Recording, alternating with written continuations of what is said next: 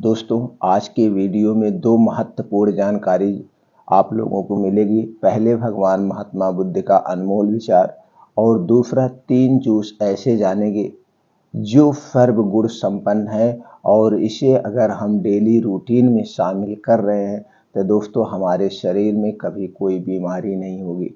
उस जूस में क्या क्या पाया जाता है, हमें कितनी मात्रा में कब और कैसे लेना है, संपूर्ण जानकारी आपको मिलेगी। तो चलिए सुन लेते हैं पहले भगवान महात्मा बुद्ध का अनमोल विचार। इसने ही संसार में एकमात्र ऐसा शब्द है जो एक दूसरे को पास लाता है। महात्मा बुद्ध ने अपने शिष्यों के स्नेह का मूल्य समझाते हुए हाथिनी के एक सुंदर व चंचल शिशु की कथा सुनाई। एक हाथिनी ने एक सुंदर शिशु को जन्म दिया। वह बड़ा होने लगा। उसे हाथियों का उपद्रव अच्छा नहीं लगता था। वह हाथियों के दल को छोड़कर एकांत में चला जाता और सोचता, हाथी क्यों उत्पात मचाते हुए जीवों को सताते हैं। एक दिन वह हाथी एकांत में बैठा हुआ था। अचानक उसकी दृष्टि सामने एक वृक्ष पर पड़ी। वृक्ष पर एक कृशकाया बंदर बैठा था। वह उदास लग रहा था। हाथी उससे बोला, बंदर भैया, बड़े दुखी दिखाई दे रहे हैं आप। बताओ तुम क्यों दुखी हो। बंदर बोला, मैं शरीर से निर्बल हूं। मेरे साथी मुझे छोड़कर चले गए हैं, इसीलिए मैं बहुत दुखी हूं। हाथी धीरज बांधता हुआ बोला, तुम चिंता मत करो बंदर भैया, मैं जा रहा हूं, तुम्हारे साथियों को बुलाकर लाऊंगा। यदि वह नहीं आएंगे तो मैं तुम्हारी सेवा करूंगा। हाथी बंदर के साथियों की खोज में चल पड़ा। कुछ दूर जाकर उसने देखा कि एक वृक्ष पर कुछ बंदर उथल कूद कर रहे हैं। उसने सोचा वह सब ही उस बंदर के साथी हैं। बंदर हाथी को देखते ही डरकर भागने लगे। हाथी ने प्यार से बंदरों को रोकते हुए कहा, मुझसे डरो नहीं, तुम सब मुझे अपना ही प्रिय भाई समझो। बालक हाथी के स्वर में प्यार था। बंदरों ने ऐसा अद्भुत हाथी कभी नहीं देखा था। वह आश्चर्य से हाथी की ओर देखने लगे। हाथी पुनः बोला, तुम सब अपने इस बीमार साथी को अकेला छोड़कर क्यों चले आए हो। किसी बीमार को असहाय छोड़ देना असमर्थ है, अधर्म है, अन्याय है। वापस लौटकर चलो और अपने बंदर भाई की सेवा करो, उसकी भी देखभाल करो, उसी में ही सुख मिलता है।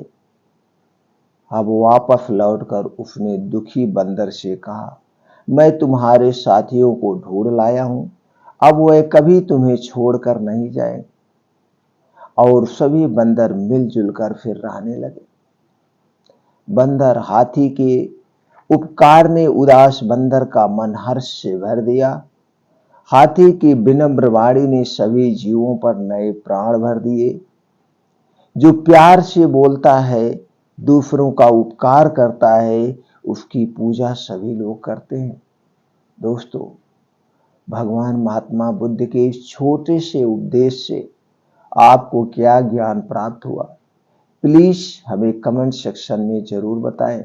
और अगर आपको इस उपदेश से कुछ ज्ञान प्राप्त हुआ और लगता है कि यह उपदेश जन जन तक पहुंचना चाहिए, उनके भी जीवन में खुशियां आए, उनके भी जीवन में खुशियां लाया जा सके, तो दोस्तों ये वीडियो ज़्यादा से ज़्यादा लोगों तक जरूर शेयर करिए। चलिए अब जानते हैं स्वास्थ्य से संबंधित महत्वपूर्ण जानकारी।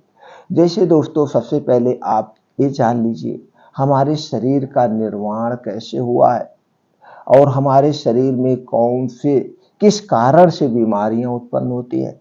इसके लिए दोस्तों अपने शरीर के बारे में थोड़ा सा जानना होगा कि हमारा शरीर बूढ़ा क्यों होता है, हमारे शरीर में बीमारियां क्यों आती है। तो दोस्तों चलिए जानते हैं अपने शरीर के बारे में।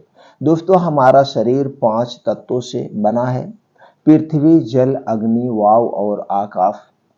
और हमारे शरीर में 3 दोष पाए जाते हैं, वात दोष, पित्त दोष, वायु दोष।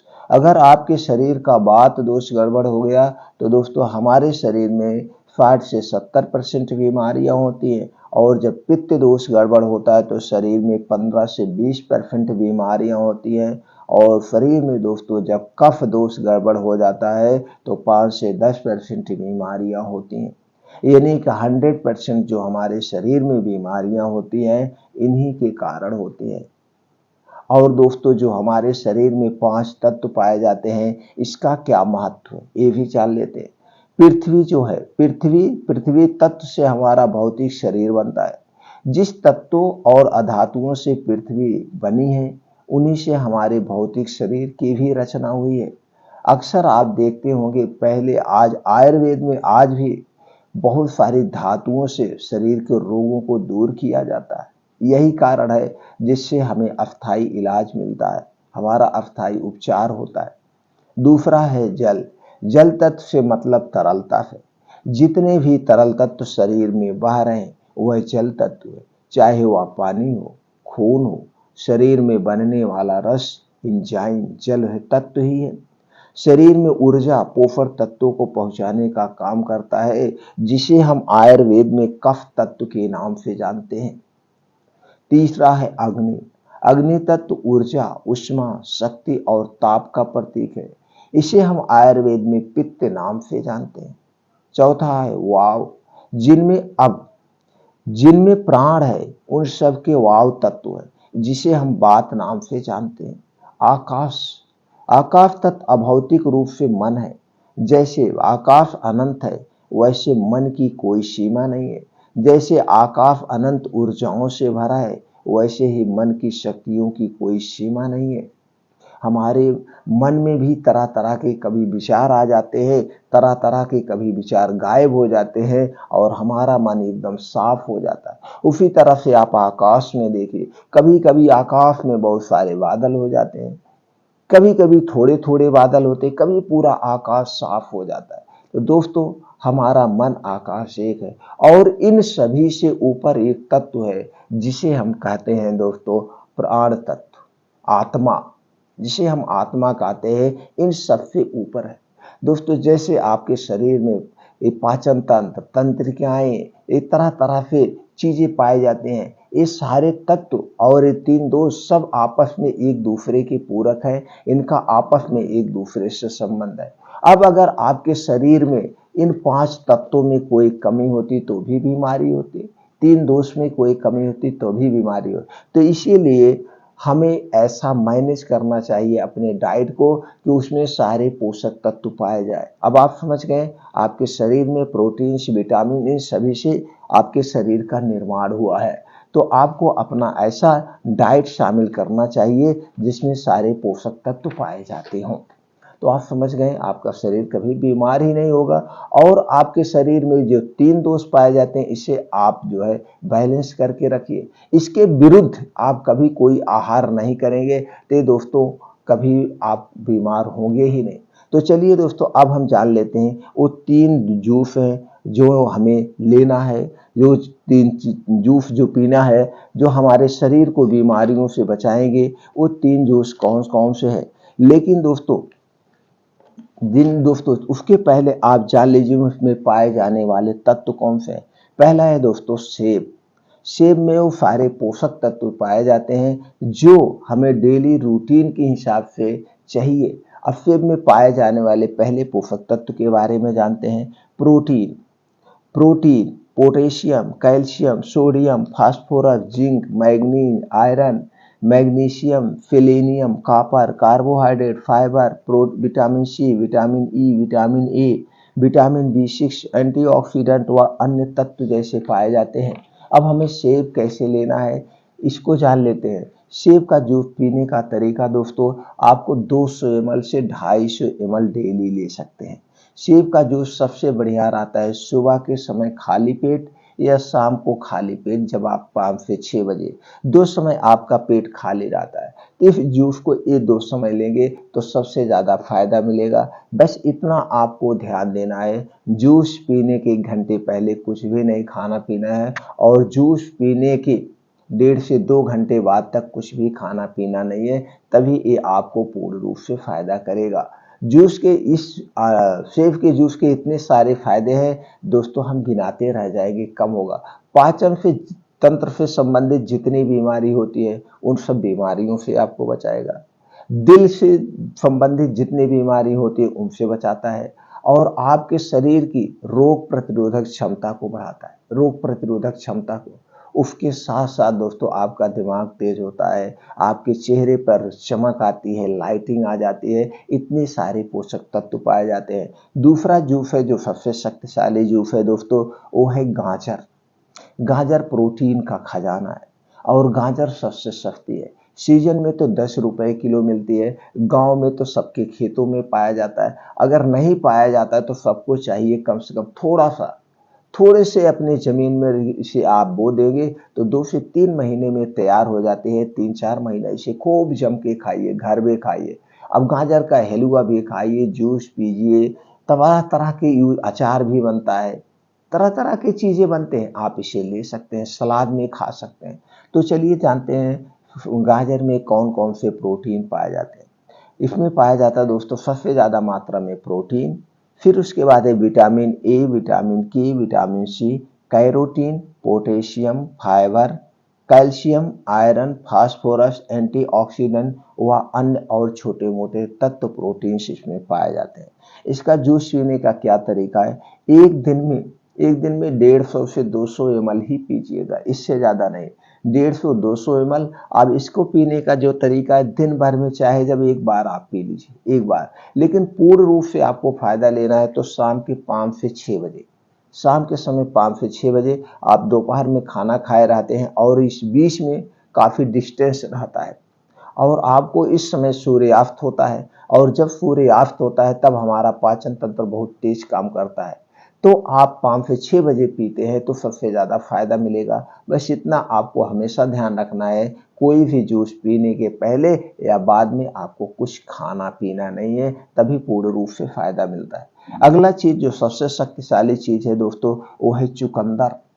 चुकंदर ये भी बड़ा सस्ता है और साल के 12 महीने मिलता है, साल के 12 महीने मिलता है। अगर आप चुकंदर को ले रहे हैं दोस्तों, आपका शरीर शक्तिशाली होगा, कभी भी आपके शरीर में खून की कमी नहीं होगी, आयरन की कमी नहीं होगी। इसके साथ साथ और बहुत सारे प्रोटीन्स पाए जाते हैं। चलिए जान लेते हैं इसमें कौन से प्रोटीन्स विटामिन पाए जाते हैं। इसमें पाया जाता है carbohydrate, protein, fat, dietary fibre, vitamin C, vitamin बी6, riboflavin, thiamine, calcium, iron, sodium, potassium, phosphorus, magnesium, antioxidant व अन्य और तत्व पाए जाते हैं। अब आप समझ गए इतने सारी चीजें इसमें पाए जाते हैं। अब हम जान लेते हैं इसे उपयोग करने का क्या तरीका है। चुकंदर का जूस दोस्तों 50 ml से 100 ml से ज़्यादा मत लीजिएगा, इसमें आयरन की मात्रा बहुत ज़्यादा होती है। अगर इस जूस को इससे ज़्यादा आप लेंगे तो आपको गैस, एसिडिटी, अपच हो सकती है, यहाँ तक डायरिया एंड डिसेंट्री भी हो सकती है। अब इसका जूस हमें कब लेना है, इसका जूस हमें शाम के समय 5 से 6 बजे हमारा पेट खाली रहता है उसी समय लेना है। बस जूस लेने के 1 घंटे पहले कुछ नहीं खाना पीना है और जूस पीने के बाद 1.5 से 2 घंटे तक कुछ भी खाना पीना नहीं है, एक बिस्किट, चाय, नमकीन कुछ। इसके फायदे तब मिलेंगे। अब इसके फायदे दोस्तों, आपके शरीर में कभी एनीमिया की कमी नहीं होगी, रोग प्रतिरोधक क्षमता आपके शरीर की बढ़ जाएगी। इसके साथ साथ आंखों की रोशनी भी तेज होता है और कब आपका शरीर हष्ट पुष्ट हो जाता है, बहुत सारे फायदे। और सबसे जो खास चीज है, जो भी अगर 50 ग्राम जो ले रहा है चुकंदर, रोज 50 ग्राम, अब इसे आप जूस के तौर पे भी ले सकते हैं, सलाद के तौर पे भी ले सकते हैं। इसका दोस्तों कुछ लोग मुरब्बा भी बनाते हैं, कुछ लोग सब्जी भी बनाते हैं, लेकिन अगर सब्जी बनाएंगे और मुरब्बा बनाएंगे तो इसको जो है प्रोसीजर करना पड़ता है, यानी कि आँच पे ले जाना पड़ेगा, तो इसके साथ छेड़खानी हो गए। तो सबसे बेटर यही होता है इसे हम सलाद में ले लें, सलाद में। तो जब भी सलाद आप खाएं उसको अकेले खाएं, खाने के साथ ना खाएं तो आपको बहुत ही फायदा मिलेगा। तो दोस्तों ये 3 जूस जो है, अब 3 जूस को आप डेली एक साथ भी ले सकते हो। एक साथ का मतलब सुबह आप मैनेज कर लीजिए, सेब का जूस पीजिए, दोपहर में अनार का और गाजर का दोनों एक साथ भी ले सकते हैं। अब 100 ग्राम गाजर का जूस हो गया, आपका 50 ग्राम उसी में दोनों एक साथ मिला के 5 से 6 बजे के समय ले सकते हैं। तो आपके शरीर में कभी कोई प्रोटीन्स विटामिन्स की कमी नहीं होगी। जैसे आपने जान लिया आपके शरीर का निर्माण कैसे हुआ है, और जब प्रोटीन विटामिन की आपके शरीर में कमी नहीं होगी तो बीमारी होने का कोई सवाल ही नहीं उत्पन्न होता, कोई सवाल नहीं होता। तो कहाँ से बीमारी उत्पन्न होगी? इसलिए इन 3 जूस को अपने डाइट में, अपने डेली रूटीन में आप शामिल करेंगे। अब गाजर में हाई प्रोटीन होता है, विटामिन ए की मात्रा सबसे ज़्यादा हो, आँखों से संबंधित कभी कोई बीमारी नहीं होगी। आँखों से संबंधित जैसे मोतियाबिंद हो गया, तो दोस्तों आप जानते हैं रतौंधी जिसको गाँव में नाइट ब्लाइंडनेस कहते हैं, ये सारी बीमारियां जो बुजुर्गों को होती है गांव में बहुत ज़्यादा होती है। और गांव में ये चुकंदर और गाजर को तो एकदम जान लीजिए, मान लीजिए सेब नहीं मिलेगा तो चुकंदर और गाजर को तो सबके खेतों में उगाया जा सकता है, सब इसका अच्छे से प्रयोग कर सकते हैं। तो दोस्तों इसे अपने डेली रूटीन में शामिल करिए और अपने शरीर की रोग प्रतिरोधक क्षमता बढ़ाइए और बीमारियों को दूर भगाइए। बस याद रखना, आपके शरीर में जो 3 दोष पाए जाते हैं, इस 3 दोष के बारे में जितनी जानकारी मिले उतनी ज़्यादा हासिल करिए, आप उतने निरोग रहेंगे। और इसके विरुद्ध कभी न तो कुछ खाना है न तो कुछ पीना है, ये आपके 3 दोष हमेशा आपके शरीर में बैलेंस में रहेंगे।